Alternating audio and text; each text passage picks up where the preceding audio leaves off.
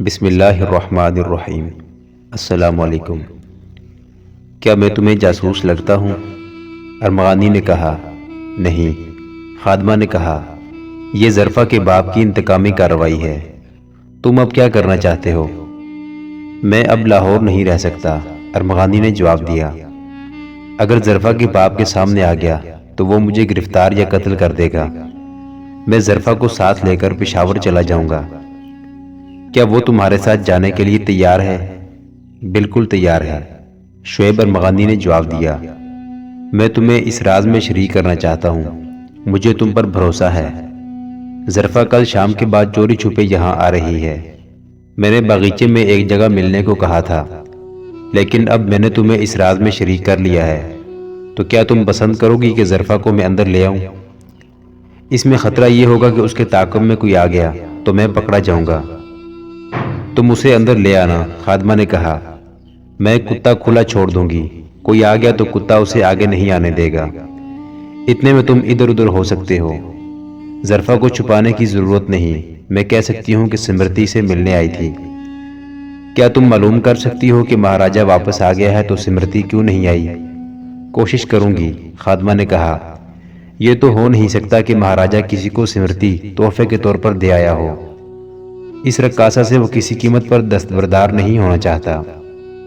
میں نے ظرفہ سے کہا تھا کہ معلوم کرے۔ ظرفہ نے معلوم کر لیا تھا، وہ رات کو آ گئی۔ ارمغانی باغیچے کی فصیل کے باہر اس جگہ انتظار کر رہا تھا جہاں وہ فرار کی رات کو آ کر چھپا تھا۔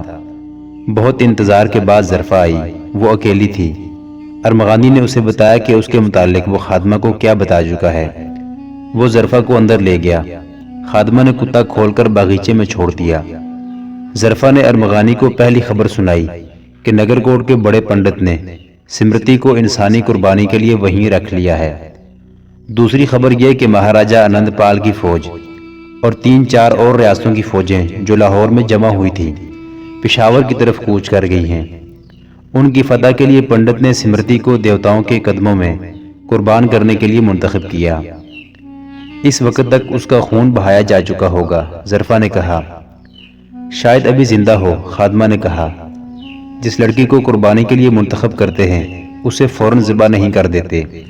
1 مہینہ پنڈت اسے غسل اور عبادت سے پاک کرتے ہیں، اسے نشہ آور دوائیاں کھلاتے ہیں، حتیٰ کہ وہ خود کہنے لگتی ہے کہ مجھے دیوی کے قدموں میں قربان کر دو۔ تینوں پر سناٹا طاری ہو گیا۔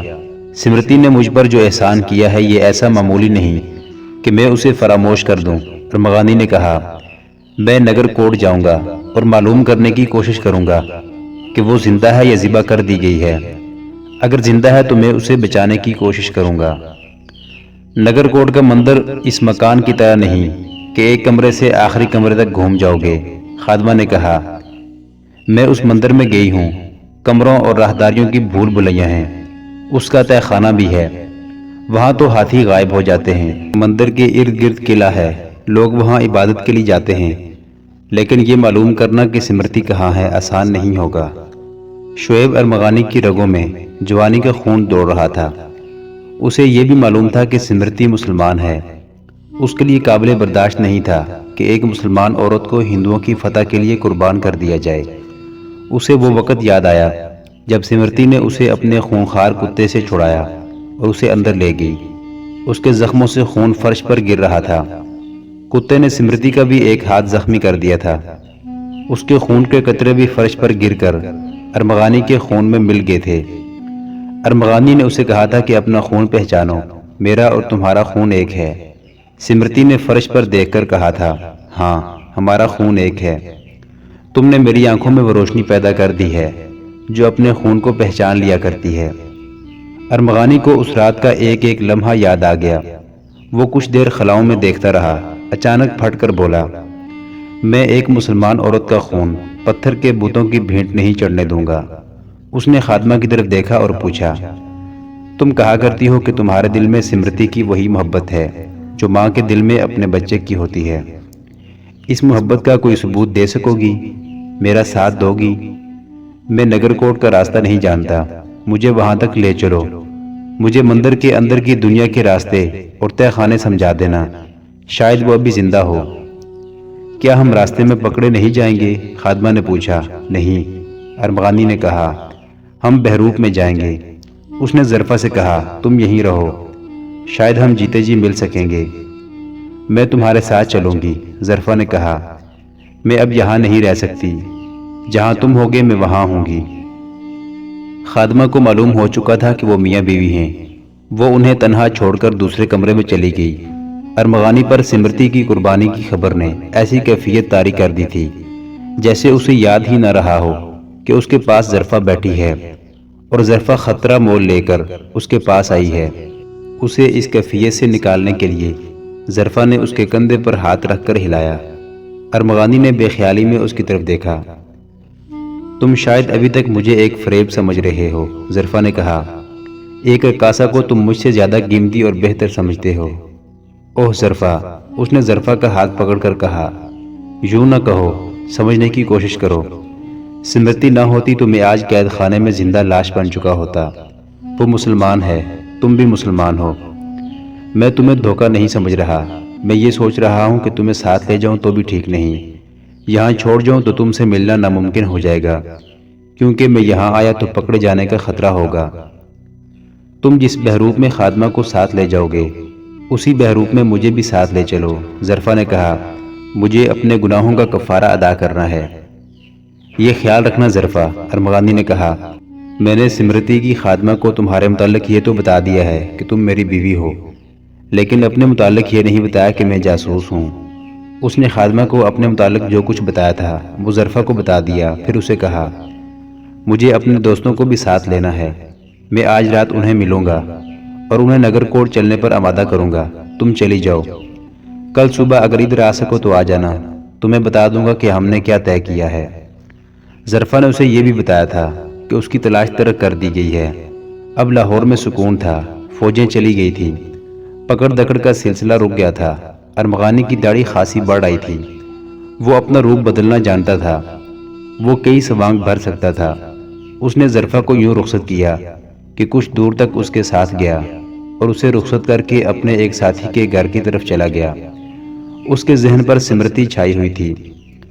نگر کوٹ میں پنڈت رادھا کشن کے ذہن پر بھی سمرتی چھانے لگی تھی۔ عورت کے معاملے میں وہ پنڈت نہیں پتھر تھا۔ وہ کہا کرتا تھا کہ عورت فساد کی جڑ ہے اور عورت ایسا جادو ہے جو مرد پر سوار ہوتا ہے تو وہ کسی کام کا نہیں رہتا اور وہ بدی کے سوا کچھ اور سوچ ہی نہیں سکتا۔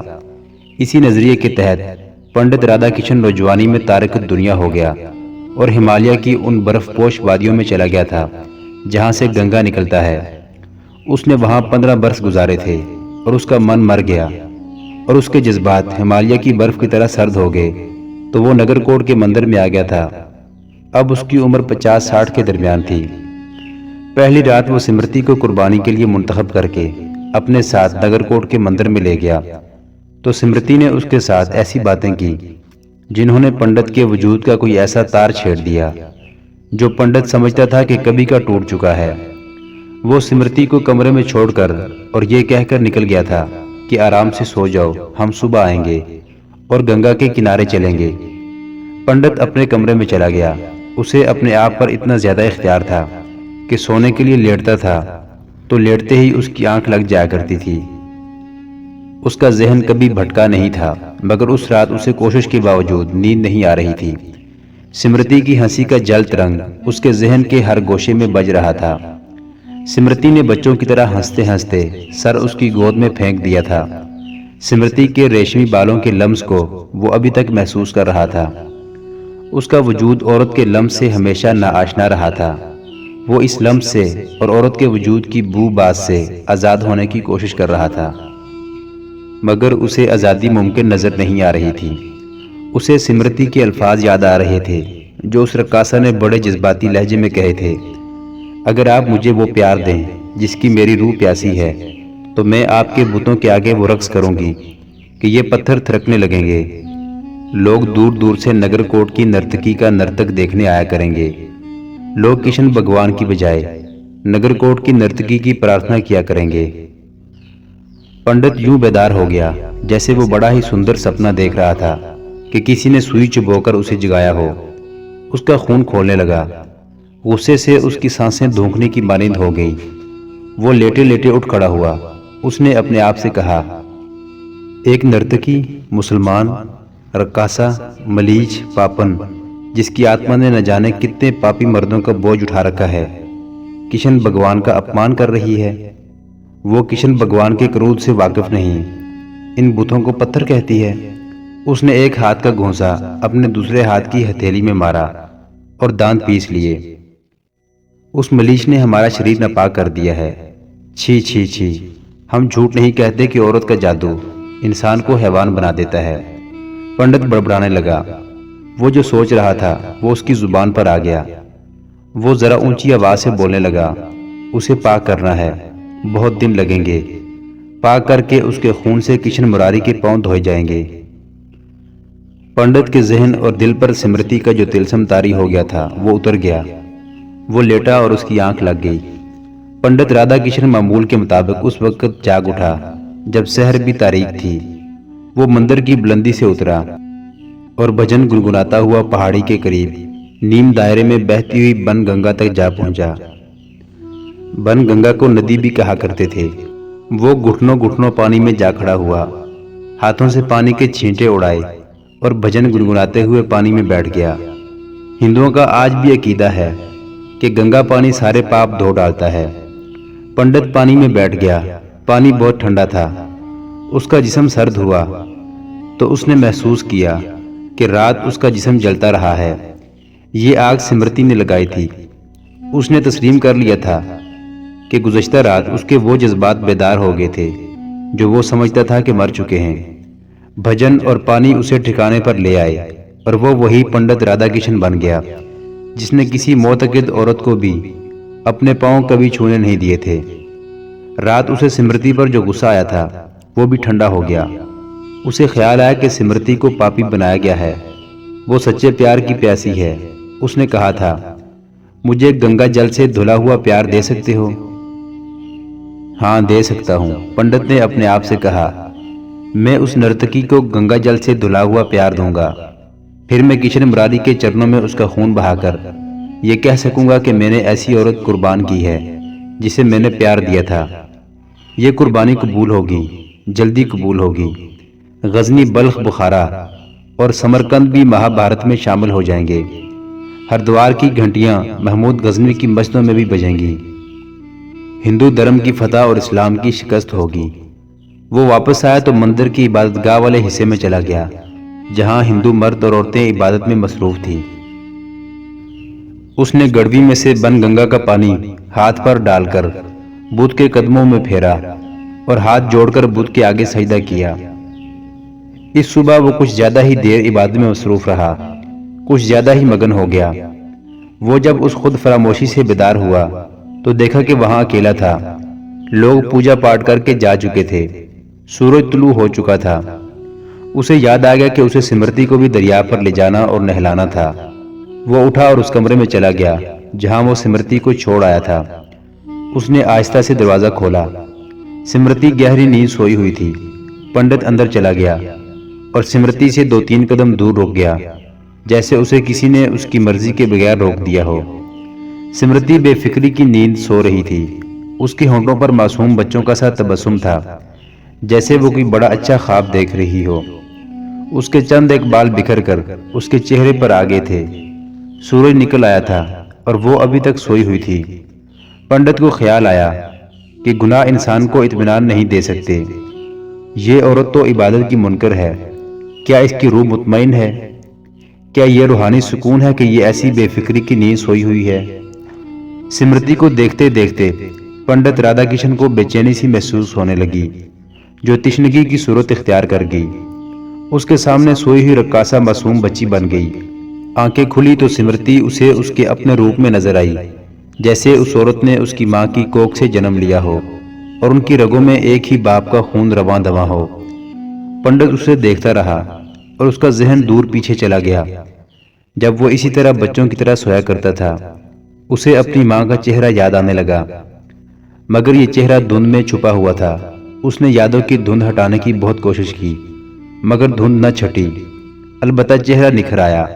اس نے غور سے دیکھا، یہ چہرہ سمرتی کا تھا۔ بیٹی، بہن، ماں۔ پنڈت کے وجود میں سوئیاں چبھنے لگی۔ اسے اپنا وجود کھنڈر کی طرح کھوکھلا اور ویران محسوس ہونے لگا۔ اس نے عمر کے لمبے لمبے بے شمار سال اس خلا کو بتوں اور مورتیوں سے پر کرنے میں گزار دیے تھے، مگر سمرتی نے تمام بت اور مورتیاں اٹھا کر بن گنگا میں بہا دی۔ پنڈت پھر کھوکھلا ہو گیا۔ اسے رقاصہ کے روپ میں عورت کے سارے ہی روپ نظر آ گئے۔ تشنگی بڑھنے لگی۔ وہ سمرتی کو ہاتھ لگانے کو بےتاب ہونے لگا۔ وہ ذرا آگے بڑھا تو سمرتی کی آنکھ کھل گئی۔ اس نے پنڈت کو کھڑے دیکھا اور انگڑائی لی۔ پنڈت نے کسی عورت کو کبھی انگڑائی لیتے ہوئے نہیں دیکھا تھا۔ اس کے جسم نے جھرجھری لی۔ اس پر کچھ ایسی کیفیت طاری ہونے لگی جس سے وہ ناآشنا تھا۔ اسے سر درد سا محسوس ہونے لگا اور اس پر خود فراموشی طاری ہو گئی۔ دن بہت چڑھ آیا ہے، سمرتی نے کہا۔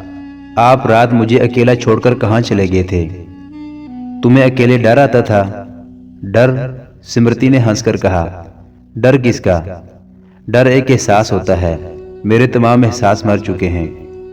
عورت پرائے مرد سے ڈرا کرتی ہے، مگر پرائے مردوں کے ہاتھوں میں کھیلنے والی عورت کے دل سے تمام ڈر نکل جایا کرتے ہیں۔ جو لٹ جاتے ہیں وہ باقی سفر نہ ڈر ہو کر طے کیا کرتے ہیں۔ مجھے اب کسی رہزن کا ڈر نہیں، لیکن اطمینان اور سکون کی ایسی نیند جیسی تمہاری ہے وہی سو سکتا ہے جس کی روح مطمئن ہو، پنڈت نے کہا۔ ایک نرتکی کی آتما اتنی شانت نہیں ہونی چاہیے۔ میرے پاس صرف روح رہ گئی ہے جسے آپ آتما کہتے ہیں، سمرتی نے کہا۔ میرا جسم پرایا ہو گیا ہے، روح میری ہے، یہ شانت ہے، مطمئن ہے، لیکن کیسے؟ مذہب کے مارے ہوئے لوگ نہیں سمجھ سکتے، سمرتی نے کہا۔ وہ ایک ہی رٹ لگائے رکھتے ہیں، پرارتھنا کرو، آتما شانت ہو جائے گی۔ دنیا کا بوجھ نہ ہو تو آتما شانت ہو جاتی ہے۔ منش کے ہردے میں مراری کی اکچھا ہو تو آتما شانت ہو جاتی ہے۔ یہ سب باتیں ہیں پنڈت جی مہاراج۔ میں نے دوسروں کے گناہوں کا بوجھ اٹھا لیا ہے تو میری آتما شانت ہو گئی ہے۔ یہ سمرتی کے لب و لہجے کی بے باکی تھی، یا اس کے انداز میں خود اعتمادی تھی، یا اس کے سراپا میں کوئی ایسا تاثر تھا کہ پنڈت کے پاؤں اکھڑ گئے۔ سمرتی اس پر غالب آنے لگی۔ اس کے ذہن میں نیکی اور بدی کا، پن اور پاپ کا، جزا اور سزا کا فلسفہ گڈمڈ ہونے لگا۔ سمرتی اس کے سامنے بیٹھی ہوئی تھی۔ اس کے کندھے عریاں تھے، لمبوتری گردن عریاں تھی، اس کے بکھرے بکھرے بال اس کے کندھے اور گردن کو چھپانے کی ناکام کوشش کر رہے تھے۔ پنڈت نے تیاگ کی اتنی لمبی عمر میں پہلی بار محسوس کیا کہ یہ کہنا آسان ہے کہ عورت ایک فتنہ ہے، لیکن اس فتنے سے بچنا آسان کام نہیں۔ پنڈت کے اندر ایک کشمکش شروع ہو گئی جو اسے پریشان کرنے لگی۔ وہ اپنے آپ سے لڑنے جھگڑنے لگا۔ آپ چپ کیوں بیٹھے ہیں؟ سمرتی نے مسکرا کر پوچھا۔ آپ نے مجھے مہاراج انند پال سے لے لیا ہے، مگر یہاں لا کر مجھے تنہا چھوڑ دیا ہے۔ رات آپ نے کہا تھا کہ آپ مجھے پاک کرنا چاہتے ہیں۔ کیا اس لیے آپ مجھے یہاں لائے ہیں؟ مجھے پاک کر کے آپ کیا کریں گے؟ پنڈت چونک کر بیدار ہو گیا اور اس کے منہ سے نکل گیا، ہم تمہیں دیوی کے چرنوں میں قربان کریں گے۔ پنڈت نے ایسے لہجے میں کہا جیسے یہ ایسی سعادت ہو جو کہ کسی کسی کو نصیب ہوتی ہے۔ سمرتی کے چہرے پر کوئی تبدیلی نہ آئی، نہ وہ چونکی نہ بھدکی، اس کی مسکراہٹ بھی نہ غائب ہوئی۔ پنڈت خود چونک اٹھا۔ اسے یہ راز فاش نہیں کرنا چاہیے تھا۔ جسے قربان کیا جاتا تھا اسے بتایا نہیں جاتا تھا۔ اسے نشاور دوائیاں پلا پلا کر اس کے ذہن کو معاف کر دیا جاتا ہے اور اس کے ذہن میں اپنی باتیں ڈال دی جاتی تھی۔ پنڈت رادھا کرشن پر سمرتی کا سحر طاری ہو گیا تھا، جس کے اثر سے اسے اپنے اوپر قابو اور اختیار نہیں رہا تھا۔ آپ میرے جسم کی قربانی دینا چاہتے ہیں؟ سمرتی نے کہا، لیکن یہ جسم میرا تو نہیں۔ اگر یہ میرا ہی ہے تو یہ کبھی کا قربان ہو چکا ہے۔ روح میری ہے، اس کی قربانی دو، مگر یہ آپ کے ہاتھ آئے گی نہیں۔ کیا آپ نے کسی کی روح پر بھی کبھی قبضہ کیا ہے؟ آپ کی روح پر کسی کا بھی قبضہ ہوا ہے؟ پنڈت اسے احمقوں کی طرح دیکھ رہا تھا، جیسے اس کے پلے کچھ بھی نہ پڑا ہو۔ آپ سچے پیار سے آشنا نہیں، سمرتی نے کہا۔ میں جانتی ہوں، میں مندروں کے اندر کی دنیا کو اچھی طرح جانتی ہوں۔ یہاں اس چیز کو اچھا سمجھتے ہیں جو نظر آ سکے اور جسے چھوا جا سکے۔ اس لیے آپ لوگ اس خدا کو نہیں مانتے جو نظر نہیں آتا۔ آپ نے نظر آنے والے خدا اپنے ہاتھوں سے بنا لیے ہیں۔ آپ جسموں کی قربانی دیتے ہیں اور سمجھتے ہیں کہ آپ نے ان بتوں کو خوش کر لیا ہے اور یہ بت آپ کی ہر مراد پوری کریں گے۔ تم مسلمان ہو اس لیے ایسی باتیں کر رہی ہو۔ میں کچھ بھی نہیں، سمرتی نے کہا۔ میرا کوئی مذہب نہیں، میں ایک پیاسی روح ہوں۔ روح آپ کی بھی پیاسی ہے، آپ کی آنکھیں بتا رہی ہیں۔ میں مردوں کی آنکھوں میں جھانک کر معلوم کر لیا کرتی ہوں کہ ان کے دلوں میں کیا ہے۔ اس نے اپنا ایک ہاتھ آگے بڑھا کر کہا، میرا ہاتھ اپنے ہاتھ میں لیں، جھجکیں نہیں، میرے قریب آ جائیں۔ پنڈت بت بنا رہا۔ سمرتی سرک کر اس کے قریب ہو گئی۔ سمرتی نے اس کا چہرہ اپنے ہاتھوں میں تھام کر اس کی آنکھوں میں آنکھیں ڈال دی۔ پنڈت کا جسم کانپا۔ اس نے اپنا چہرہ سمرتی کے ہاتھوں سے آزاد کر لیا اور اٹھ کھڑا ہوا۔ وہ جب بولنے لگا تو اس کی زبان ہکلا رہی تھی۔ میں تمہارے لیے کپڑے بھیجوں گا، پنڈت نے کہا، تم نہا لو، کھانا بھی آ جائے گا، اور وہ کمرے سے نکل گیا۔ سمرتی کی ہنسی نکل گئی۔ اسے شعیب ارمغانی یاد آ گیا۔ اس نے شعیب ارمغانی کو بتایا تھا کہ کالنجر کے راجا نے اس کی موجودگی میں راجہ انند پال سے کہا تھا کہ میں مسلمانوں کی جو خوبصورت لڑکیاں دیکھتا ہوں انہیں رقاصہ بنا دیتا ہوں۔ مسلمانوں کی نسل ختم کرنے کا اور ان میں بدی پیدا کرنے کا یہی طریقہ ہے۔ ایک وقت آئے گا کہ ہند میں جو مسلمان رہ جائیں گے ان کا پیشہ ناچ گانا اور عصمت فروشی رہ جائے گا۔ سمرتی کو یاد آیا کہ ارمغانی نے اسے کہا تھا کہ میں مسلمان بیٹیوں کی عصمت پر قربان ہو رہا ہوں۔ غزنی سے اتنی دور آ کر شہید ہونے والے تم جیسی بیٹیوں اور بہنوں کی عصمت کی خاطر شہید ہوئے ہیں۔ ارمغانی نے اسے کہا تھا، ظرفہ بن جاؤ، اپنی روح کو پہچانو۔ سمرتی نے اپنی روح کو پہچان لیا۔ اسے ارمغانی یاد آیا تو اس کے جذبات کی دنیا میں ہلچل سی بپا ہو گئی۔ اسے ارمغانی کی باتیں یاد آنے لگی۔ اسے جب یہ خیال آیا کہ ارمغانی ظرفہ سے مل چکا ہوگا تو اس نے دل میں کسک سی محسوس کی۔ ارمغانی پہلا مرد تھا جس نے اس کی پناہ اور اس کی قید میں ہوتے ہوئے بھی اسے دھتکار دیا تھا۔ اس کے اندر ایک عزم بیدار ہو گیا، میں ہندوؤں کے بتوں کے قدموں میں قربان نہیں ہوں گی۔ وہ فرار کے راستے سوچنے لگی۔ ایسی صورتحال سے وہ کبھی دوچار نہیں ہوئی تھی۔ وہ سپاہی نہیں تھی، مجاہد نہیں تھی، وہ شہزادی تھی۔ راجا کے دل پر اس نے راج کیا تھا۔ بڑے بڑے جابر مرد اس کے آگے جھک جاتے تھے۔ فرار اس کے لیے آسان نہیں تھا، لیکن فرار کا ارادہ پختہ تھا۔ وہ اٹھنے ہی لگی تھی کہ دو لڑکیاں کمرے میں داخل ہوئیں۔ ایک نے کھانا اٹھا رکھا تھا اور دوسری کے ہاتھ میں کپڑے تھے۔ وہ نوجوان لڑکیاں تھیں، خوبصورت نہیں تھیں۔ کھانے کے دوران اس نے لڑکیوں سے پوچھا کہ وہ مندر کے صدر دروازے سے کتنی دور ہے۔ لڑکیوں نے اسے بتایا کہ انہیں حکم ملا ہے کہ وہ اس کے ساتھ کوئی فالتو بات نہ کریں۔ الٹا انہوں نے سمرتی سے پوچھا کہ وہ کون ہے۔ میں نگر کوٹ کی نرتکی ہوں، سمرتی نے کہا۔ مجھے بڑے پنڈت جی مہاراج اس مندر کے لیے لائے ہیں، میں یہاں ناچا اور گایا کروں گی۔ مہاراج نے کہا تھا کہ تمہارا بہت خیال رکھیں، ایک لڑکی نے کہا۔ مہاراج نے کسی عورت کا اتنا خیال کبھی نہیں رکھا، دوسری لڑکی نے کہا۔ وہ عورتوں کے ساتھ بات نہیں کیا کرتے، لیکن تمہارے متعلق وہ ایسی باتیں کرتے تھے جیسے تم ان کی اپنی بیٹی یا بہن ہو۔ یہ مہاراج کی نوازش ہے، سمرتی نے کہا۔ وہ مجھے خود سارے مندر کی سیر کرائیں گے۔ میں نے ایسے ہی پوچھا تھا کہ صدر دروازہ کہاں ہے۔ وہ اس دروازے سے مندر میں آئی تھی۔